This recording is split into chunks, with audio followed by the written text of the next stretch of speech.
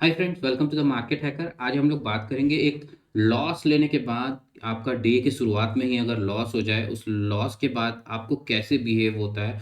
आप उस दिन का प्लान, आपके जो भी आपका एग्जीक्यूशन प्लान था लॉस के केस में, आपको हर हाल में उसको फुलफिल करना ही चाहिए। देखो क्या किया मैंने आज, कैसे हैंडल किया चीज़ों को और क्या मिस्टेक करा जो मुझे नहीं करना चाहिए था। ओवरऑल अगर आप पोजीशंस देखोगे तो मेरा माइनस में है, आज मेरा लॉस है लगभग 1500 का। दो ट्रेड लिया है मैंने, दोनों माइनस लॉस में है।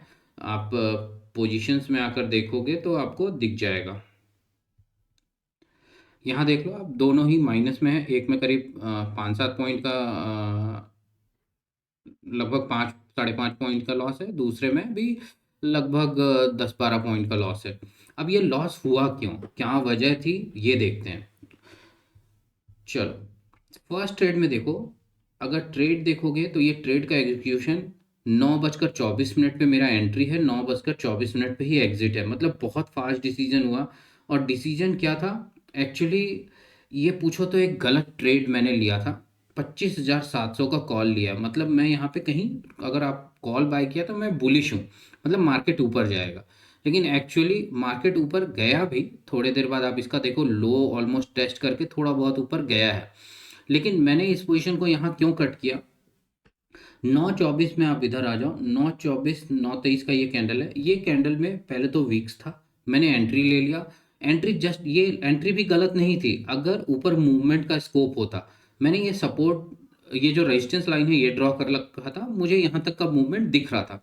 लेकिन मैंने ये पॉइंट इग्नोर कर दिया कि कल का स्विंग, यहाँ पे आप देखोगे, थोड़ा सा चार्ट को स्लो कर दूं, यहाँ पे एक स्विंग भी है जो एक इस प्राइस को ऊपर जाने से रोकेगा। दूसरा, आज का जो हाई है, देखो पहला टारगेट हमेशा हाई का होता है। आज जो 5 मिनट कैंडल का हाई होगा वो, तो वो हाई करीब करीब 25,800 के आसपास है।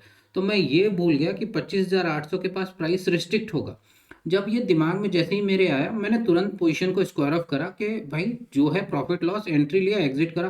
लेकिन वो एंट्री और एग्जिट करते करते ही वो लॉस हो गया था। फर्स्ट ये था। तो ये अगली बार से हमें ध्यान रखना होगा ऐसी चीज़ों को।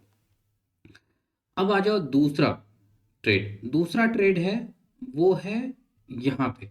ये बाइंग साइड का ट्रेड है। इस कैंडल के बाद मैंने यहाँ पे कहीं बाय करा है और जस्ट उसके नेक्स्ट कैंडल में ही मैंने एग्जिट करने के लिए प्लान करा कि यहाँ मेरा उसके जस्ट नेक्स्ट कैंडल में ही मैं एग्जिट कर जाऊं।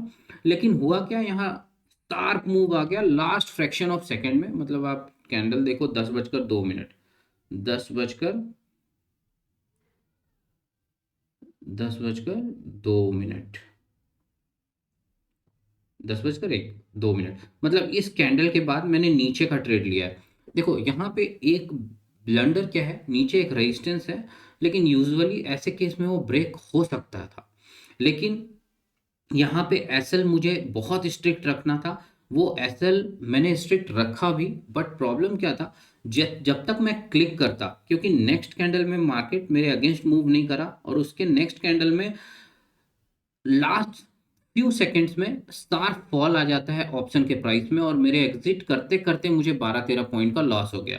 तो यहाँ पे लर्निंग क्या है, देखो अभी तो छोटा सा क्वांटिटी है, इट्स जस्ट फॉर प्रैक्टिस, मतलब एक लॉट से आप कर रहे हो। लेकिन अगर बड़ा क्वांटिटी होता तो यहाँ पे बड़ा लॉस हो सकता था।